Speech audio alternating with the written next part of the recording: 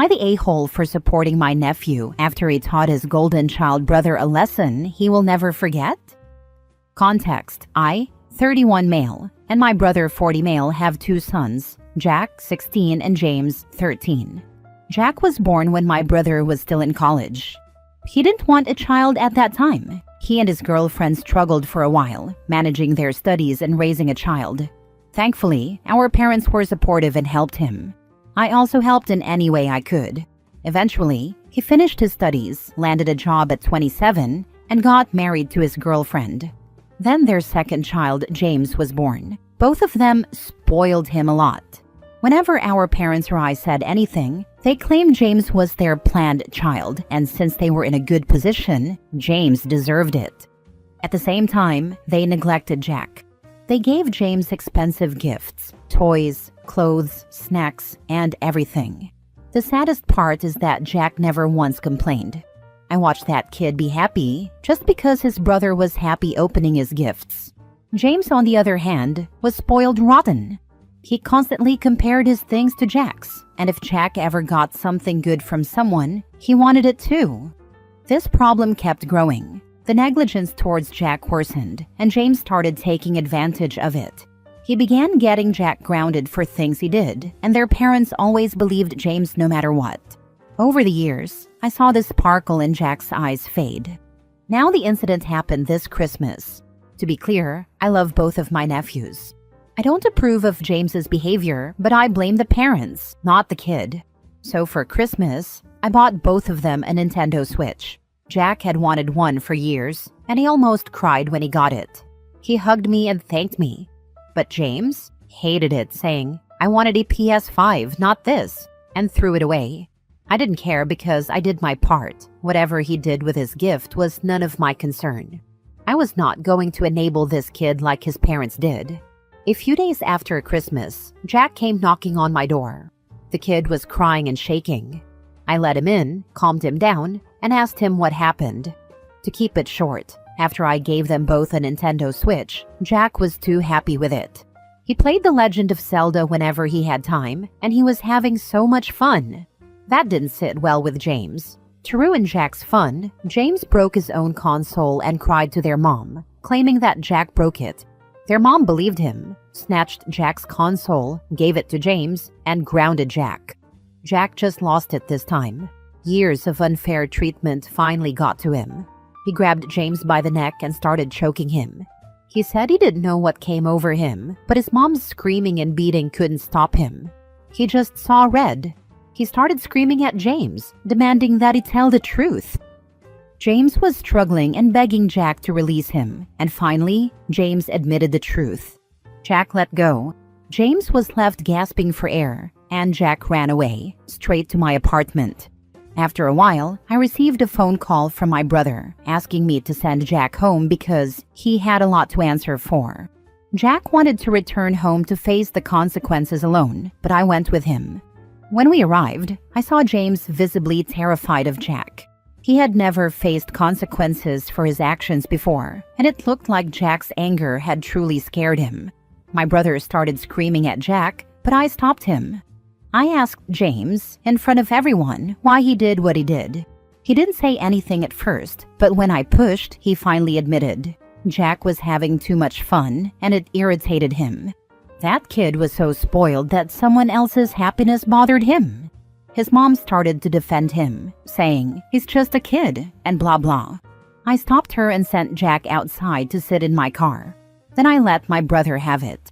I told him everything, how he had failed as a father, how he had neglected Jack, how he had spoiled James to the point of making him a terrible human being. My brother just listened. He didn't say a word. His wife tried to say something again, but this time he shut her up. It looked like reality had finally hit him. He finally realized his younger son was becoming a terrible person. I told him that if they hated Jack so much, I could take him in. Then I left and took Jack back to my apartment.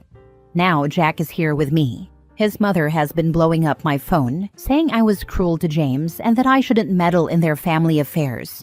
She accused me of favoritism toward Jack. I didn't reply to her. I haven't heard anything from my brother yet. Maybe he's still processing his mistakes. For now, Jack is with me, playing games, studying. He's such a great kid.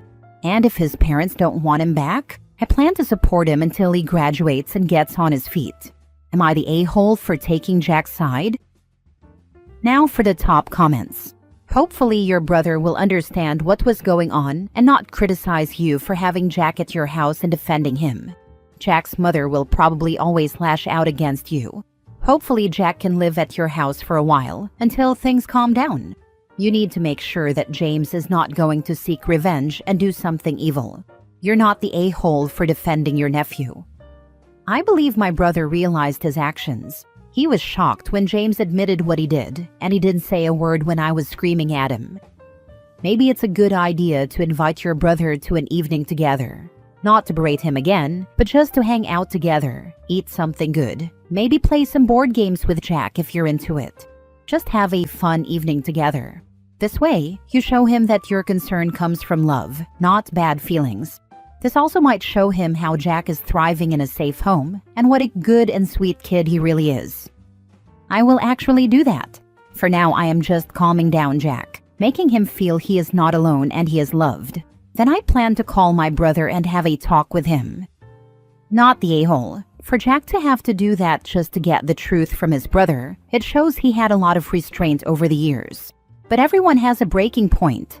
My younger siblings were spoiled rotten. When I moved out at 21, my parents finally saw what I'd been dealing with for years and couldn't handle it. OP, you have saved Jack from not only his family, but himself. He ran to you, had the maturity to go home and face the consequences, and you shielded him. You are the very best, and I hope you and Jack find peace with each other now and in the future. Honestly, I was not that brave or sensible like Jack when I was 16. I will do my best to support him. Next story. Am I the a-hole for telling my family it's not my fault I'm not a twin? My parents struggled to have kids and underwent fertility treatments, which resulted in 2 sets of non-identical boy-girl twins who, for the most part, look identical. The older twins are Max and Amy, and the younger twins are Jace and Lacey.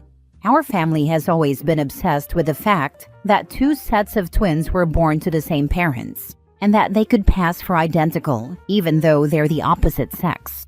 Birthdays, Christmas, school plays, sports games, report cards, graduations, everything was a huge deal and celebrated as this great unique thing.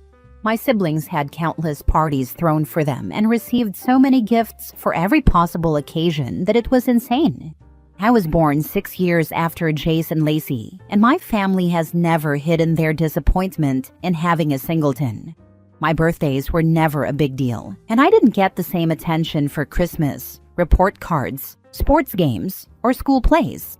For my siblings, the whole family would try to show up and support them, while I was lucky if even one parent attended anything for me. My report cards were never celebrated either. I'm not particularly close to my siblings. They don't notice me much and enjoy the attention, so it's easy for me to slip through the cracks. But even our parents don't put the same amount of effort into me as they do for them. A weekend ago, my graduation became a topic of conversation. My siblings couldn't make it because of work or college, and the rest of the family responded with, "Well, I guess we don't need to plan around your graduation." I told them I would still like everyone there, but they said I didn't need anyone there. I asked why my siblings had full family support at theirs, and they told me it was a big deal because they were twins, one of 2 sets born to the same parents, and could pass for identical. They said that was something to celebrate. I told my family it wasn't my fault I wasn't a twin, and that I didn't understand why I was being overlooked.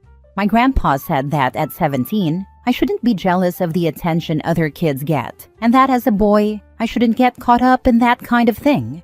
I responded that even teenage guys want to feel like they matter. My family told me I was being unreasonable. One of my aunts accused me of gaslighting the family, while my grandma, parents, and a couple of other aunts and uncles said I was emotionally trying to manipulate them. They now want me to apologize to everyone for saying it's not my fault I'm not a twin, because according to them, nobody ever said it was. Am I the a-hole? Not the a-hole. I am so sorry your family sucks so much. It's not gaslighting people to say, I matter too. I hope you have, or find, amazing friends to be a found family, because you deserve live attention and support. Not the a-hole. I'm sorry. The only thing I can say is get so successful that never speak to them again. Change your will to make sure your money never goes to them. Just be better than they ever will. Yikes. So your parents went through all this time, money and effort to have a large family, and they treat you like a throwaway? I'm sorry. I didn't realize that happening to be born on the same day as another sibling was such a significant accomplishment. Next story. Am I the a-hole for siding with my daughter over my wife over adoption and what she calls her? I, 35 male, have an 11-year-old daughter, Haley, with my ex. My ex died when Haley was 2, but I was already a single parent at that point. Haley knows about her mom in an age-appropriate way. She understands her mom's struggles and that she wasn't in her life prior to her passing. I had a therapist help me navigate those discussions, and Haley still attends therapy at times to work through any lingering questions or sadness about the way her mom's life turned out. I met my wife, Amy, 33 female, when Haley was 4. Haley was 6 when they first met. I admit I took my time introducing them. I was cautious because I didn't want to risk Haley getting attached if things didn't work out. I also wanted to be sure Amy understood what she was signing up for by being with me. A huge part of me worried about how Haley would handle it. But they got along great from the start, and it was amazing to witness their bond grow. Amy was wonderful with Haley, and Haley enjoyed having Amy around. When Haley was 7 and Amy and I got married, Haley asked if she could call Amy Suds, a nickname Amy's family uses for her. Amy was thrilled that Haley wanted to use that nickname. Things were good. There were some discussions on Amy's side about what Haley would call them. Haley generally uses first names for most people and nicknames for a few. Amy's parents grumbled at one point about not being called Grandma and Grandpa, but Amy told them the decision was Haley's and that they should focus on earning those titles over time. Things changed when Amy became pregnant with our daughter, Summer, 7 months.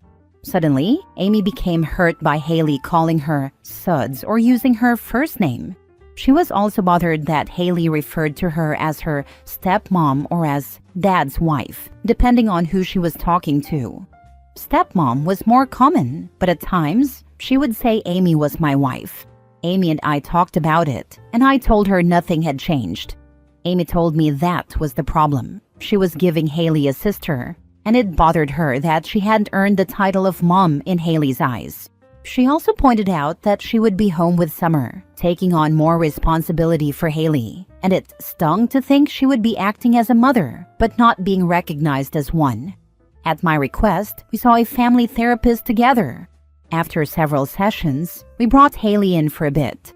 The therapist reassured Amy that Haley loved her and that their relationship was strong, even if Haley didn't call her mom. But that didn't settle Amy. Now Amy has not let this go. Without saying anything to me, she asked Haley if she would let her adopt her. Haley told her that she loved her, but didn't want to be adopted. I only found out about this conversation from Haley, and I was upset. Amy, in turn, was upset that I was upset. She told me she doesn't want to continue like this. She said she wants Haley to call her Mom, or at least some variation of it. She also still wants to adopt Haley and make their relationship more than just guardianship, which she already has. When Haley and I talked about it, she was honest. She didn't want to be adopted. She was sad that Amy was upset and didn't want to hurt her feelings, but she was firm in her decision. Amy, however, is still hurt and upset that I chose Haley's feelings over hers. She told me I should at least tell Haley to call her mom. I told her that should be Haley's choice, just like Amy had previously told her parents. Amy said she used to believe those titles could be earned, but that belief has died. I asked if this was truly a deal breaker for her, and she said yes, because she hates hearing Haley use her name or her nickname while she always calls me Dad. Amy has confided in her parents about everything, and they told me I was doing Amy wrong by siding with Haley. They said this is about respect, not just feelings, and that it's disrespectful for Haley to not call Amy Mom after all this time. Am I the a-hole? Now for the top comments. Not the a-hole. Go back to family therapy. If Amy can't let this go, things are going to get really ugly. That might not be a terrible idea for just the two of us. I worry Haley being there will make things worse right now. Not the a-hole. Amy needs to pour herself a nice tall glass of grow the heck up. You did the right thing by protecting your daughter instead of catering to your wife's insecurities. I wish her mindset from before could return. She even used to say as long as she wasn't the wicked or hated stepmom, she was happy, and now she's unhappy with anything other than mom. Get Amy checked for postpartum depression. It can do crazy things to your mind, I know from experience. She was already checked for that, but this also started before she gave birth. Although I know stuff can pop up even during pregnancy. But with her already being checked, I'm not sure it is that. Admittedly, it could still be. Put your foot down hard. Tell Amy she and her parents need to stop the childish behavior. Last story. Am I the a-hole for kicking my sister out after she laughed at me and my disabled wife? My wife and I are both 23. We started dating when we were 15 and got married 4 years ago. Our families were against us getting married so young, saying we were too young to commit, but we went through with it anyway. They attended the wedding, though we could sense their discomfort. Now both of our families get along, and I felt like we had all come together because my wife and I were happy, and so were they. 7 months ago, my wife had an accident. She broke both of her legs and suffered facial scars, which led her into depression. I've been doing my best to support her, comfort her, and provide as much physical and emotional care as I can. The doctors are trying their best, but the truth is, she's possibly paralyzed for life. She knows it, and so do I, but I'm committed to helping her through this. 3 days ago, my sister came to visit us. She got drunk and started making fun of our situation. She blabbered on, saying it was karma for hurting everyone in our family. Thankfully, my wife wasn't around as she was sleeping. I asked my sister to get in the car, and I dropped her off at her place. The next day, she apologized and said she didn't mean to hurt me. I told her that what she said was deeply hurtful. If she had hit me, I could have forgiven her. But making fun of what my wife and I are going through is something I cannot accept. I told her I would never talk to her again. Now my parents are saying I should forgive and forget because she was drunk. But I feel like she was extremely disrespectful to both of us and our struggle, and making fun of it is not something I can overlook. Not the a-hole. Drunk words are sober thoughts. I've always believed what people say when they are drunk are their true thoughts, because inhibitions go out the window when you're intoxicated. You say and do things you wouldn't normally do because all your filters are gone. I don't believe this as a blanket statement, but in this case, it is for sure her sober thoughts. Not the a-hole, but she was drunk is not an excuse. Go commit a crime, and when you're in front of the judge in court, tell them, I shouldn't be punished because I was drunk, and see how far that gets you. Drunk people don't just make things up out of the blue. They say the things that they have been thinking all along, but when they're sober are smart enough to keep to themselves. Actually, yes, that's what I am most concerned about. I am thinking, does my sister hate my wife so much that she's enjoying her suffering? Does she not realize that her brother is also suffering? Does she hate me as well? I love her, and I thought she loved me, even though we had a rough time. But to say this all, I would have preferred if my sister berated, insulted, or slapped me instead of what she said. At least I could have forgiven her. But she crossed boundaries, and I don't know how to forget her words even if she was drunk.